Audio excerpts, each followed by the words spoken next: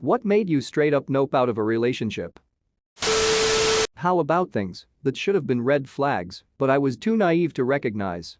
Left notes on my car windshield when I was at work. A friend's house. The store seemed sweet, but I realized later that was so keeping tabs on me, even when I didn't say where I was. Let me know how much a hitman cost and that it was cheaper than you'd expect. Would tell me something and then later say that was a lie or a test, as though I should have figured that out instead of expecting the truth. Expected me to answer every call and would get angry if I wanted to end the call first. Complained about my friends and family all the time. All of them. Apparently everyone I knew was manipulative and/or rude. I didn't figure out this was an attempt to isolate me until after we broke up. He had already shown very jealous tendencies and had smacked me over the head because he thought I was looking at a guy, so it wasn't good already. We were outside of his friend's house and his friend asked how I was doing and he got mad at me for answering. I just got in my car and drove away. I kept having to call the cops to calm down my wife after she became addicted to a slew of prescription drugs. I told her doctors that opiates for a ruptured vertebrae, stimulants for ADHD, Ambien most nights to help her sleep, and an assortment of others for anxiety and depression, and more to combat side effects, made her violent. One of the times that I called the cops to calm the situation down during a bad episode just made me cry. All he had to say was that he had already been there and asked when it would stop. I thought I'd been holding things together reasonably well. I had an office job where no one knew what was up, though my work had suffered greatly. I kept clothes and food in my trunk just in case I had to stay out for a bit because she had decided I was part of the conspiracy. I had a gym on the way to work where I could shower or just have some downtime. I did all of our housework and errands because she couldn't work or do much of anything most of the time. Each time she cut herself she told the hospital it was an accident and she always tried to go to a different ONE. We lived in a major metro between hospitals. The cops saw through it. Being seen like that and knowing that even that lifestyle was running out hurt. I'm now recovering from the divorce and enjoying the calm. I still sometimes panic for no reason and I feel more comfortable with clothes and food stashed in the trunk, but I feel much healthier. I get more sleep. My blood pressure has normalized for the most part. I don't cry at work anymore. I've been there 7 years with a former Iraq medic with bipolar type 2. It hurt because I loved the person inside the shit so much. But the shit was just too deep. I tried to help, he would sabotage the help. I eventually found out he lied to therapist for 5 years, making up an entire different childhood school life act, so it looked like he was working on issues without facing the real ones. I left after he asked for gas money and it offered to go fill up the tank. Relapsed heroin addict and kept threatening to kill himself. He stalked me for 2 months. Then moved on for a few months, then killed himself. It was so hard not to blame it on myself. But I did everything I could for them. At some point they had to try too. Hugs if you need to vent. When he didn't want to have sex because he was grossed out by my period that I had finished 3 days prior. Noped out of that one real quick. I received a message that clearly wasn't meant for me. We just had our first date which went really well.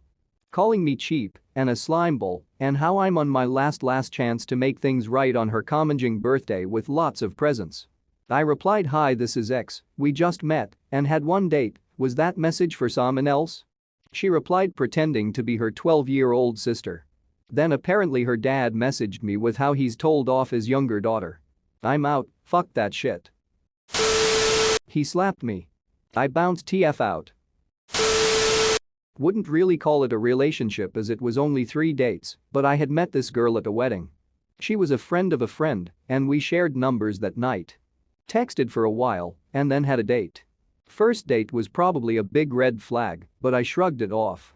We had connected on Facebook and she noticed that she went to college with a girl I went to high school with. No big deal until I found out she had been messaging that girl and asking her all these questions about me in high school: who did I date, what car I drove, etc. Anyway, third date rolls around. I wasn't really sure how long we would be together, so typically I wouldn't have taken her to a really nice restaurant so early in a relationship, but I was in the mood for steak, so I took her to a pretty high-end steakhouse. I have never been more embarrassed by someone's behavior in public in my life, and I have a 6 and 3-year-old at home now. She sent 3 Martinis back because they weren't made correctly while being extremely insulting and rude about it. She ordered a steak medium and then got pissed because she insisted she ordered it medium rare. Both the waiter and I told her she had ordered medium. She was making comments about what other women in the restaurant were wearing, and not very subtly. Then, despite me trying to get out of there without buy her dessert, she got a dessert menu and expected them to make her something that they didn't have on the menu. They had cheesecake and she wanted chocolate cheesecake. Another outburst at the staff. On the way out the door she made a point to stop and complain to someone loud enough other customers could hear.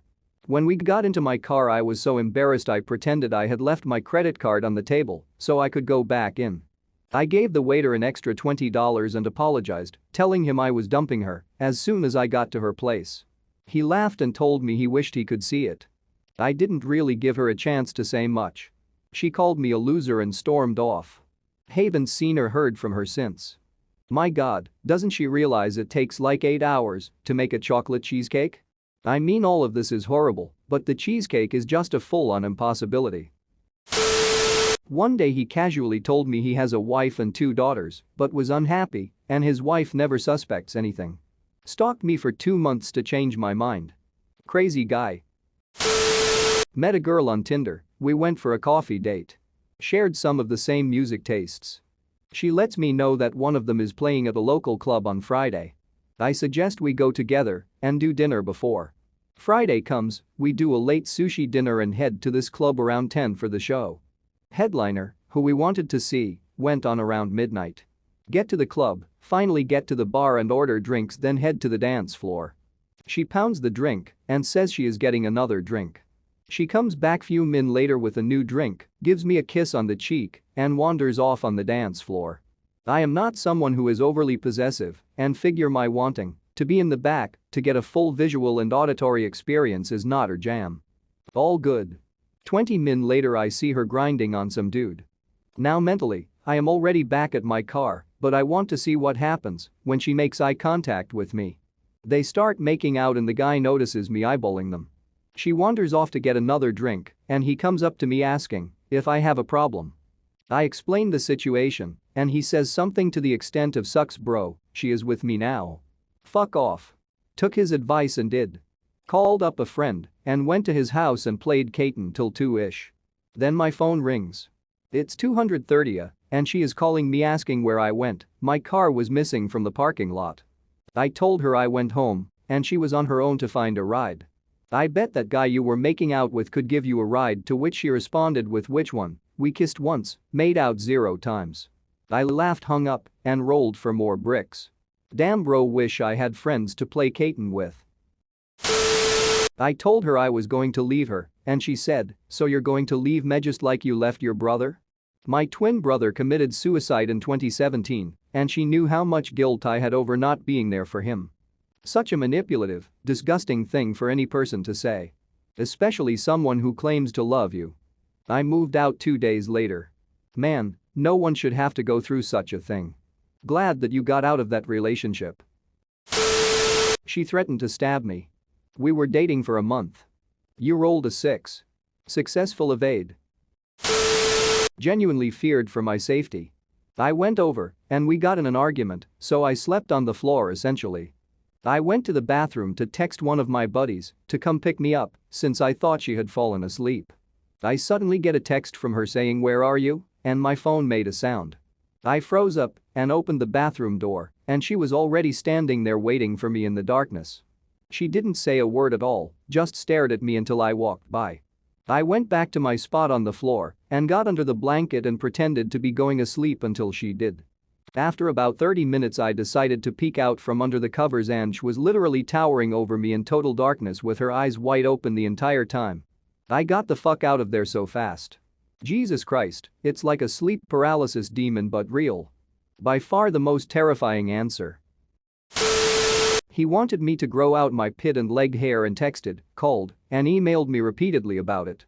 It seemed like a pretty silly thing and he just had a little fetish, but after several days of this my sister said, "Why do you always attract the controlling freaks?" And I finally had a moment of clarity. She picked me because I had the same first name, general appearance, and lived in the same area of the state as her ex-fiancé of 2 years that she had just been dumped by a month before we met. I felt even more offended about all of that than just being straight up rejected. Next level rebound.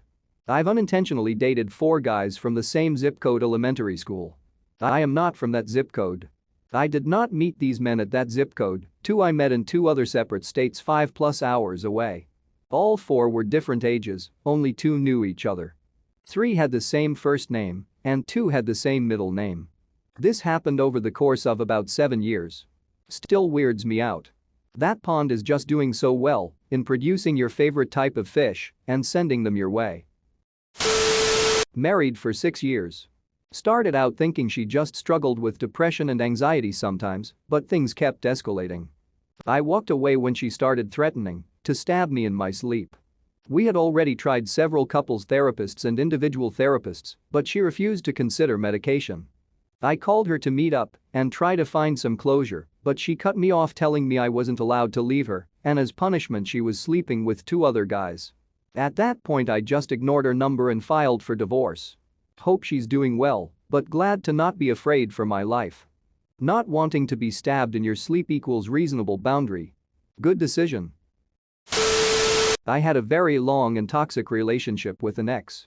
I had wanted to leave for years, but he would threaten to kill himself and I would end up staying. I finally got the courage to walk away when I was diagnosed with several benign liver tumors and was told by the doctor that it was very important with this type of tumor to immediately and permanently stop taking hormonal birth control. I researched it on my own and confirmed the single most important thing I could do to avoid further complications was to stop taking hormonal birth control for good. I told my then husband about the appointment and he said, so calmly, well, that's going to be a problem. I was like, what do you mean? I'll go to the gyno as soon as I can get an appointment and we can just use condoms until then. Nope. Condoms were unacceptable because we were married. And not having sex until I got to the gyno was also unacceptable. What really made my blood run cold though was when he suggested that I should continue to take birth control as normal and just not tell the doctor. He'll never know, he said. Then he went on to suggest maybe I could go on and off birth control so I'd be off of it before any follow-up appointments with this doctor to ensure that he'd never know. I was totally stunned and I just looked at him and said, you understand this could kill me? This isn't about placating a doctor, this is about my life. He just shrugged and said he wasn't using condoms and I needed to figure it out. I did figure it out. I left him more than a decade ago and have never been happier. I'll kill myself if you leave, but I don't care if you die. Anyone using this type manipulation never actually cared about that person. It was just about themselves. My brother came to visit me. After I spent whole day with my GF, it was time to see my brother because we did not see each other for a long time.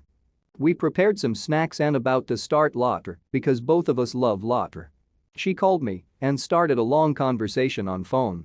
I said my brother waits for me and she said that I cannot spend my time with anyone because it belongs to her. It was last talk between 2 of us.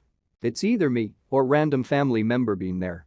It's either me or Lord of the puts phone down. She should have kept her forked tongue behind her teeth. When my now ex-wife came into the living room where I was sleeping on the couch after a fight and started lunging at me. She asked me if she reminded me of my stepdad who used to come in my room at night and stand over me before he dragged me out of bed by my ankles.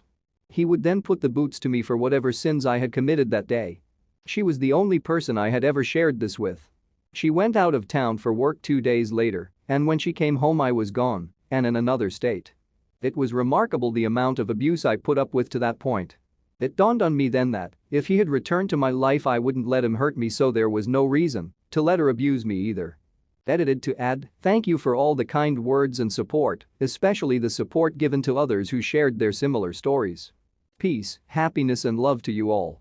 I come from a molested abusive background myself, and a friend whom I had confided in about it told me he liked broken girls because they were easier to get and trained to what I like. Then started hitting on me. Yeah. We're not friends anymore. That is so sad. I am sorry he betrayed your trust. Thanks. I'm still confused why he thought telling me that before flirting with me was a good idea. He's engaged now BTW.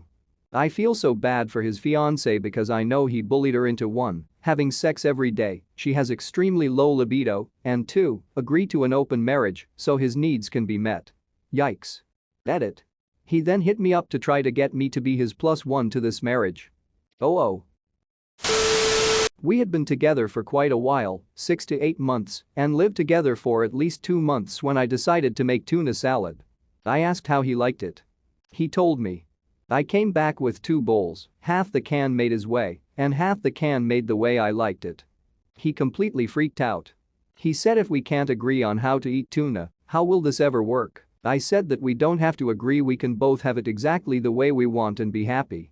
He vehemently disagreed.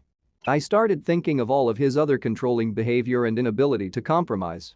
It wasn't that day that we broke up, but it was definitely the day our relationship broke. The cheating didn't help either. Sounds like he liked someone else's tuna salad. It was already on the rocks from roughly around the time the millionth drunken argument happened. However, the moment that sealed it was when she said something to me along the lines of, "If your dad wanted to be alive, he would still be here." My dad died in a car accident 3 years before that.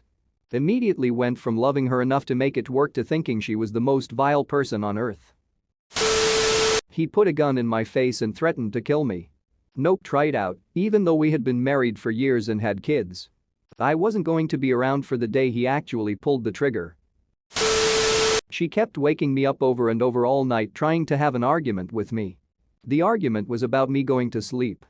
This isn't funny, my ex used sleep deprivation to control me. It's serious abuse if someone won't let you sleep. Ada, thank you for taking this seriously. Your stories break my heart. I hope every one of you are safe or manages to get safe. Ada 2. I don't want to hear people joke about their innocent babies being abusive.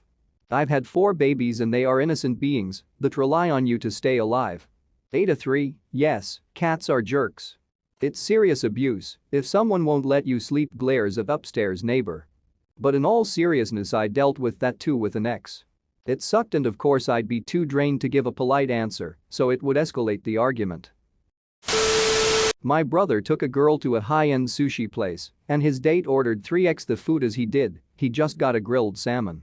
She ate almost none of it, and at the end she said she ordered all the extras so she could take some home for tomorrow. When the waiter showed up for the bill, she excused herself to go to the bathroom. The waiter asked my brother if he wanted to split the check, and at that point my brother did the right thing and stuck her with $100 worth of sushi and booze. The girl returned to see a huge check at her seat. The true hero here was the waiter. He probably sensed what had happened and came to the rescue. We went to the mall and stopped by this little kiosk selling cookies. I decided that I would get 1 cookie. The lady working there said, if I buy 2 I get 1 free. I decided to buy 2 and get the 3rd one free. My date went off on this lady saying she's trying to scam me, etc., etc. He was legit yelling so loud that it was echoing through the mall. It was so embarrassing. If you're rude to people in customer service, you're not for me. Giving you 1 free because you bought 1 more is scamming you. Told everybody she knew about any little disagreement. Anytime I could be perceived unreasonable, it was everyone's business. But somehow the surprises, special dates, lending her cousin rent money, all of that wasn't brought up. Just negative stuff was public knowledge. This was my ex-husband to a T. He would publicly humiliate me at every opportunity if I made a mistake or cost us money. But the fact that my parents bailed him out of every financial disaster he got into, or that I worked 3 jobs while going to school and raising our kids while he pissed money away on a business, wasn't up for discussion. Then when I stopped being a doormat for him, he asked me for a divorce. 1 year later, and I don't have to worry about how I'm going to pay the bills, graduated, and have a nice house. I feel like a yoke was lifted from my shoulders. Don't you just love when the trash takes itself out? She taped photos of her ultrasounds of a child she lost custody of with masking tape around my apartment on her first visit to my apartment. Bro, WTF? Not even pictures of the child? Just the ultrasounds? When she came home drunk one night, asking me if my brother had told me. Told me what? Her, that I cheated on you with him? Edit, my brother cheated on his GF with my GF. Just to make everything even more fucked up. EDIT2, no, this all happened a month before she came home, drunk, and told me. Which was autumn 2019. EDIT3, no, I didn't sleep with his ex-GF. And no, I didn't punch him or anyone. The only thing I did punch was my ex's concrete wall. I was going through some stuff in my early 20s and was pretty desperate for any kind of affection, which is the only reason I took a couple weeks to back out of this. The second time I ever met her, she told me to delete every girl's number from my phone, sister included. She then came over to my place, saw I had a full bookshelf, and ridiculed me for being a reader, and in the same breath announced that she loved cocaine so much and wanted me to try it. Finally, I escaped, but by then she was already sleeping with two of my friends, who are obviously no longer my friends. The good news is, I've now been happily married for 5 years and consider myself so incredibly lucky. When she accused me of ignoring her while I was at a funeral, he told me I was stupid for believing in dinosaurs.